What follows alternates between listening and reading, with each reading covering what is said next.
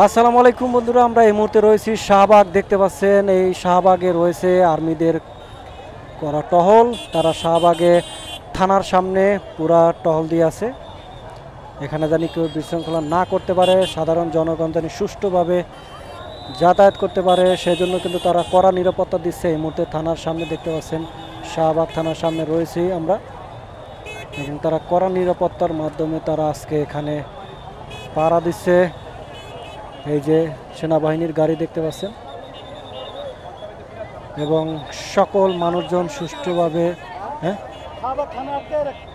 শাহবাগ থানার সম্পূর্ণটা আটকানো রয়েছে, এবং নিরাপত্তার জন্য জানি সাধারণ জনগণ বা ছাত্ররা জানি ভাঙচুর করতে না পারে, সেজন্য দেখতে পাচ্ছেন তারা এই থানার সামনে কড়া ঘেরাও দিয়েছে, এবং নিরাপত্তার জন্য সবাইকে সুষ্ঠুভাবে তাদেরকে বের করে দিচ্ছে। আসলে সেনাবাহিনীর হাতে বাংলাদেশ থাকলে রক্ষা থাকবে দেশ, প্রতিটা মানুষই কিন্তু থাকবে নিরাপদ, সেটার প্রমাণ দেখতে পাচ্ছেন। আসলে প্রতিটা থানার সামনে আজকে এরকমেরই লোকজন রয়েছে।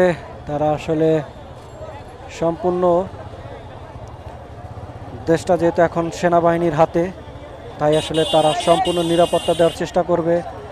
আজকের জনতা আনন্দর মিছিল করছে সারা ঢাকার শহরে, প্রতিটা আনাচে কানাচে, তাই উপচে পড়া ভিড়কে আসলে তারা সাধারণ জনগণকে শুধু চলে যেতে বলছে।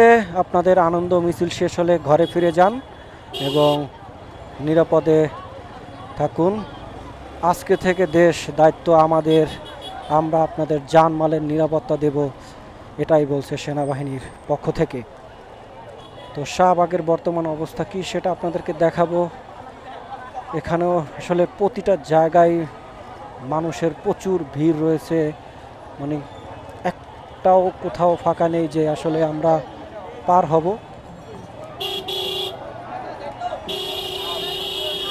যাই হোক, আমরা কোনো রকম বের হতে পারলাম। এই হলো শাহবাগের বর্তমান পরিস্থিতি। দেখতে পাচ্ছেন শাহবাগ কিন্তু একদমই ফাঁকাই রয়েছে। এখানকার মানুষজন দেখেন চারদিকে আনন্দ মিছিলের জন্য দাঁড়িয়ে রয়েছে, একটা জায়গা ফাঁকা নাই শাহবাগের প্রতিটা অলিগলি জায়গায়। আমরা এই মুহূর্তে রয়েছি, আর এই হলো দেখতে পাচ্ছেন শাহবাগের বর্তমান অবস্থা। ওকে, বাংলাদেশ আসলে কত রকমের যে মিছিল দিচ্ছে ছাত্ররা, তার কোনো শেষ নেই। যে যেভাবে পারছে সে রকমের মিছিল দিচ্ছে।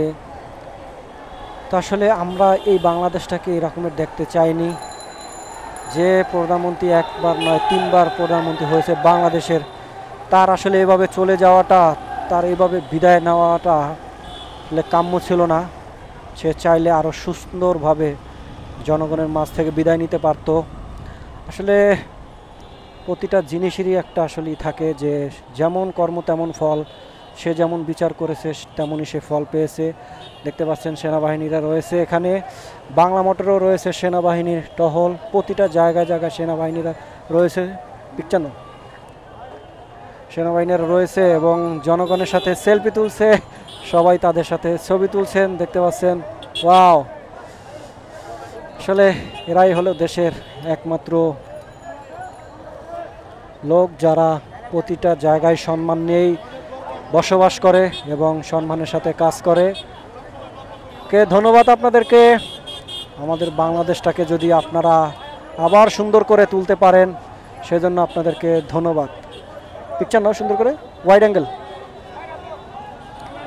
তো প্রতিটা জায়গায় চলছে এরকমের সেনাবাহিনীদের আসলে ঘাট দেখতে পাচ্ছেন, এবং তারা প্রতিটা মোড়ে মোড়ে রয়েছে, জানি কোথাও কোনো এখন গ্যাঞ্জাম না হয়, সেটা আসলে রক্ষা করার জন্যই আমরা এই মুহূর্তে রয়েছি। আরে লাঠিঠাঙ্গা রে, ওরে লাঠিঠাঙ্গা, দেখতে পাচ্ছেন লাখ লাখ লাঠিঠাঙ্গা হবে এইখানে। বাহ, একটা ছবি নাও দাদা, একটু দেখি তো দাদা, একটা ছবি নেই এখানকার, পিকচার নেই, নাও। ওরে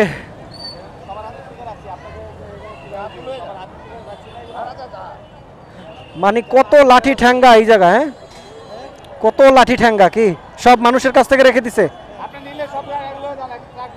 না না দরকার নাই, দরকার নাই, দরকার নাই।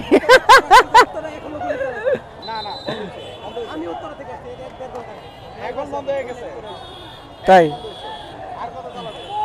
এই যে এইটা না পিকচার নাও, পিকচার নাও।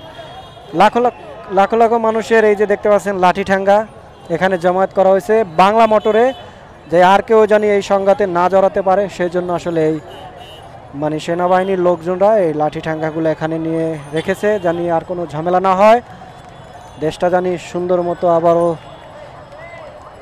স্বাধীন যেভাবে হয়েছে সেই স্বাধীনতা যেন তারা ধরে রাখতে পারে। তো দেখতে থাকুন, আমাদের সাথে থাকুন, ভিডিওটা ভালো লাগলে অবশ্যই শেয়ার দেন। আল্লাহ হাফেজ।